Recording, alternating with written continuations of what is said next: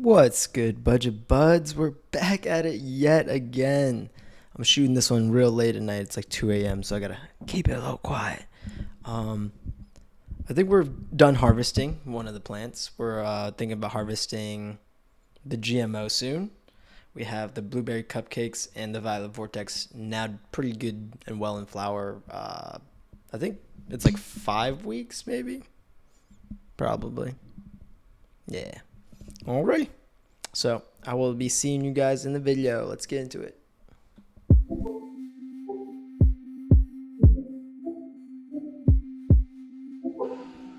This is the day after chop day. We removed the gummy bears and we got this ugly little GMO left, so we'll see how this goes. We'll let her try to grow out for roughly a week or so to see if she recovers from all the burnt leaves and produces anything. I've noticed that she's actually been drinking, which is a good sign. It feels pretty bad. This plant would have been way nicer if I didn't burn the shit out of her or drown her, whatever. Both the things I did at the same time by leaving the drip irrigation on. Probably gave her too much nutrients and at the same time gave her root rot. I treated her with hydrogen peroxide, so the roots are looking a lot lighter colored, but it's not perfect by any means.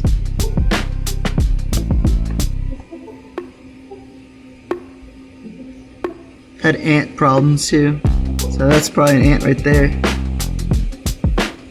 Yummy.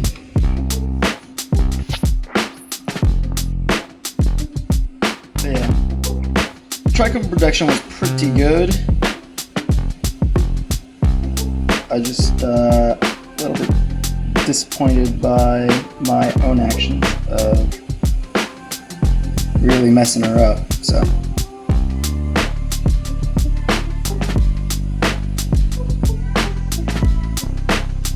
It's alright though, it's alright.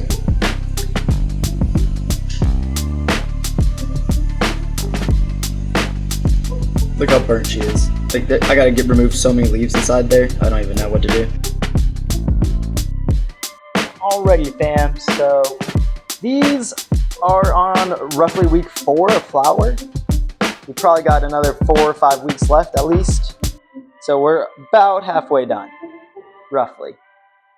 They don't really gain weight until the last 3 weeks. So we got one more week of really spreading out growth, and then bulking will start happening.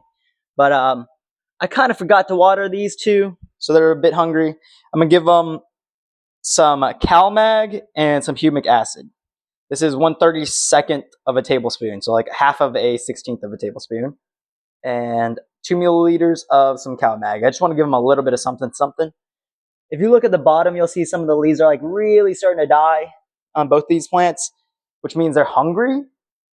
I don't want to feed anymore if I don't have to, so I'm going to use a little bit of synthetics, make it almost like a organic mix. I fed some alfalfa meal on the right.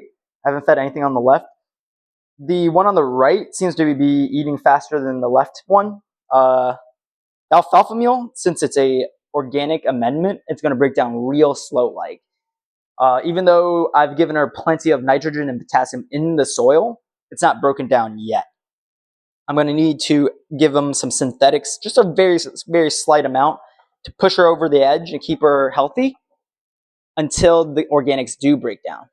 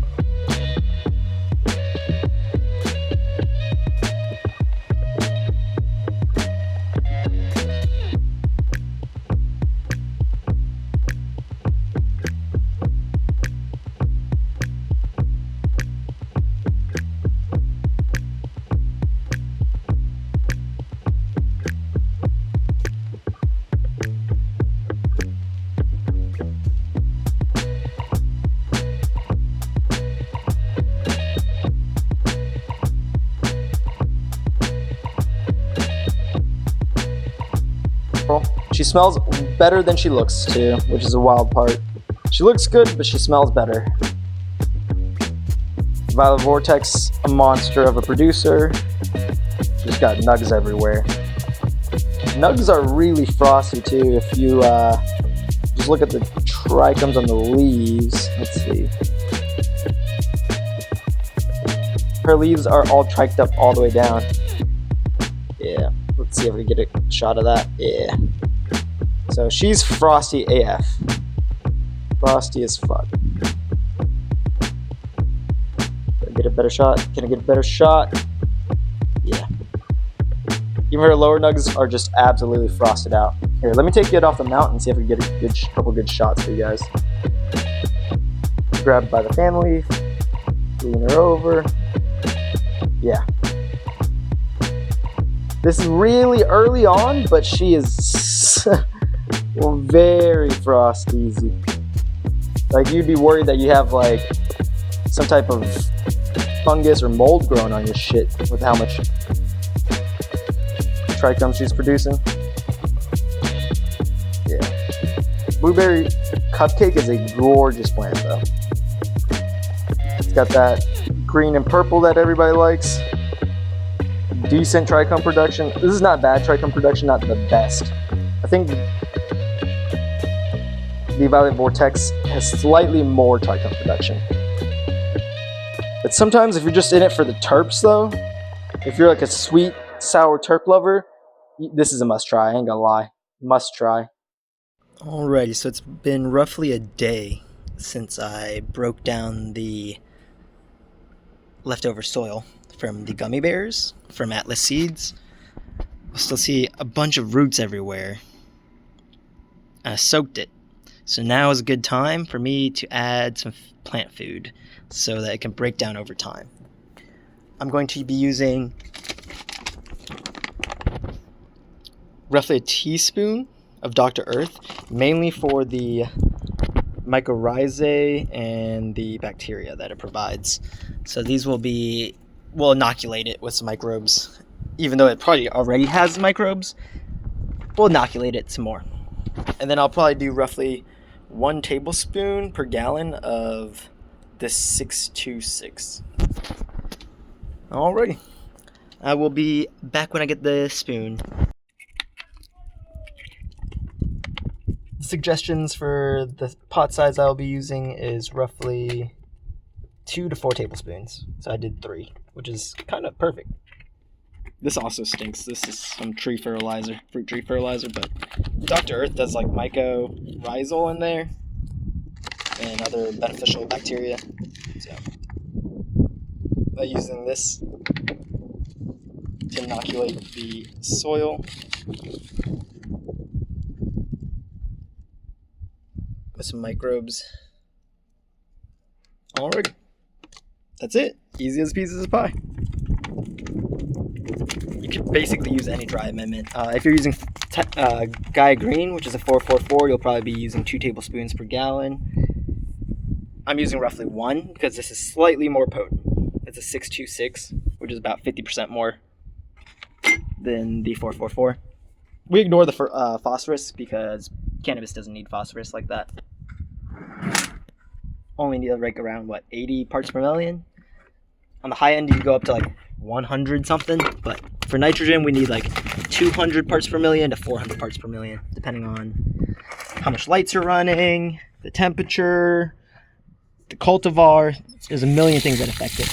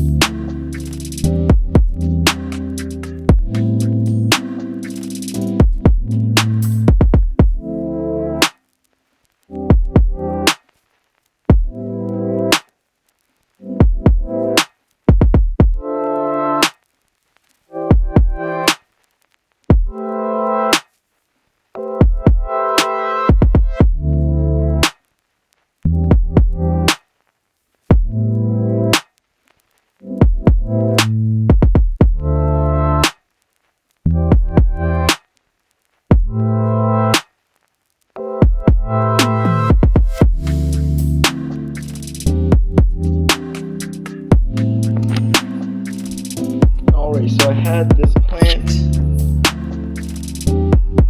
inside the tote. The tote was getting close to, I think it was 78, 79% humidity. That's a bit much. So what I'm gonna do is I'm gonna take off all these dying leaves using my trusty trimmers. I'm just gonna pick off all the old leaves that are crusty, which will reduce the amount of humidity being let out. I'll speed the dry up a little bit, but it's not a big deal. I have plenty of biomass and moisture. So I'll remove those leaves and I'll be right back. I'll stick a clothes hanger through it, put it on the side of the tent, make sure all the branches that were connected are tied together so they're not falling off. And then as it hangs, it's easier, way easier for me to trim these. But the lighting's really bad, so you can't really see anything. Go towards the bottom. Better. It's over there. Something like that. Real basic. You have all the crispy leaves. Alrighty, so as far as the leaves go, I have to trim some of these off so I can reduce the moisture content. I'm just going to show you a few trims. I take the entire leaf, I lift it upward. You see how it leaves the bud almost? Separates from the bud. It'll show you its petiole where it connects to the nug. You can take all of the leaf at once. It's way better to do that than go for one single leaf at a time. If you're trimming like this and getting one leaf, you're doing it wrong. What you want to do is you want to find 5 leaf tips, find out where it meets the bud, give it one little snip, and you can remove the whole thing. Instead of having 5 chops, it's 1. 5 chops to 1 chop. I'm seeing some discolored leaves here. I'm just going to pick those off so that we can reduce the moisture content a little bit. I'm mainly aiming for the ones with purple stems, older fan leaves. Younger fan leaves that have still a little bit of moisture, I kind of want to keep those for the curing process. You want to slow your dry period to roughly 7 to 10 days if possible. The longer the dry, the nicer the smoke, generally speaking. It's just a rule of thumb to go by. It's not dead set. I'm going to remove a few more leaves here and there, not too many. Aiming for the right spot so that I'm doing less work. Alright. Looking good. I guess I'll remove this one too. This one's a little ugly. Find out where it meets the bud. Boop. Chop there. I'll do the same for these last 2. How about that? We'll remove this one. And we'll remove this one. When I say a plant has good bud to leaf ratio, this is generally what I mean. This is pretty solid bud to leaf ratio. If you're looking at this nug, most of it is bud, and there's a few fan leaves here and there that you will have to pick off eventually, but even the stuff that you don't pick off, it's really sugar-coated, like really triked up. So, great strain, I would say. Gummy Bears is one of the better ones from Atlas Seeds. They're really gorgeous plants, but I didn't give her the full time or big enough pot. A few things I could have done better. Not too worried about it though. This is mainly to show you guys you can grow anything you want on a budget. You can get the best results for less than $300. If you ask any competent YouTuber, grower, anybody who's dealt with weed before, lights are so important, and so is genetics. But those things don't really cost much if you make a solid investment. You can get LED lights for like $130. This tent is $80 for the tent. The light in the tent is a $130. So this is a $210 setup. If you include the pots, the little fan inside, and this little hygrometer, it's still less than $300 for this. Oh. Let me turn off the flash. Get some focus going. Oop.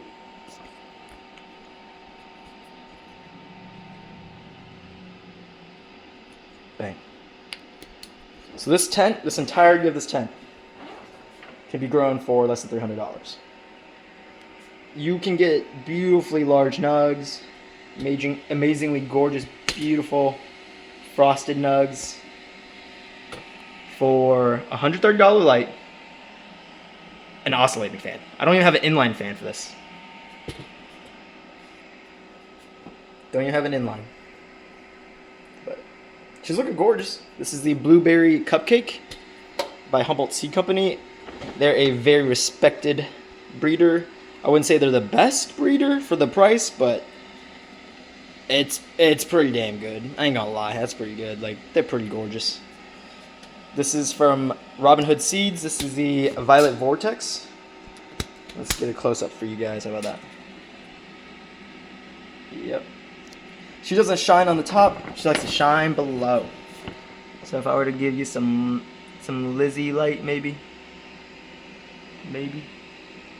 Nah, there ain't no way. Here, I have to bend her over. I'm gonna grab her by the fan leaf, grab her by the petiole, lean her over. Yeah. It's hard to see all the frost because my camera sucks, but she is frosted out. It's not like a frozen bag, but it's damn close. Because frozen bag is also from Robinhood Seeds. They don't have pistils, generally.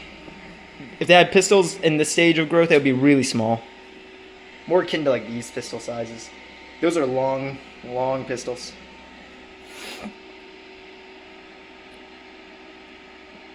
Glad you guys got to see all that, which is pretty gorgeous. The light's really like blurring out the colors on these, but getting a little bit washed out. Maybe. There you go. That's more like its color. But alrighty, I'm gonna see you guys. I'm gonna go return that to the tote, the stuff I was trimming back to the tote. Oh wait, let me do a quick check. Wait. Okay. Oh wow. Okay. So plant on the left drank all the water. Plant on the right drank most of the water. I'll water these in a second, and then I'll return the trimming to the tote. I bet. This is a good time for me to show you guys how to top. Pry open the fan leaves, and in between is like a little tiny little nublet. That's what we want to get rid of. Removing a small part of your plant, like this small, tiny little thing, does not hurt the plant. And it's going to cause the plant to spread the hormones out and grow into a bush. Welcome back to that training video. Let's see.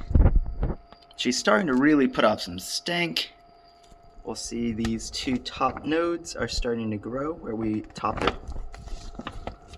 Right there. Yep. That's where she was topped.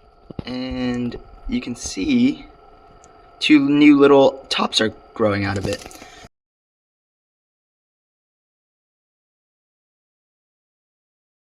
Doing a real quick one. This is the GMO. She looks real bad. I cooked her. She's all burnt and stuff.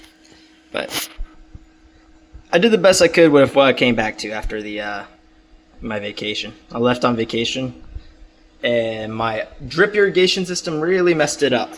But I'm probably just gonna eat her. I'm gonna make edibles, and there'll be a video for it. I think I already told you guys that. But I think it's harvest day either today or tomorrow. There's not much more I want to push this girl. Like, she looks pretty much ready to go. There's a few lowers that are like, let me live, but like, you guys ain't worth it. I'm gonna be honest with you. Like, hey, there's a lower that looks decent that didn't get burnt up. Oh well.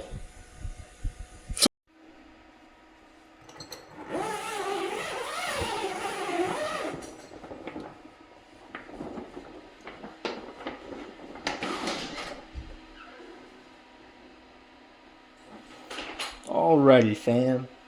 We're gonna do the final little watering down here, so you guys can see that. For anybody who stayed in the video long enough to watch the watering.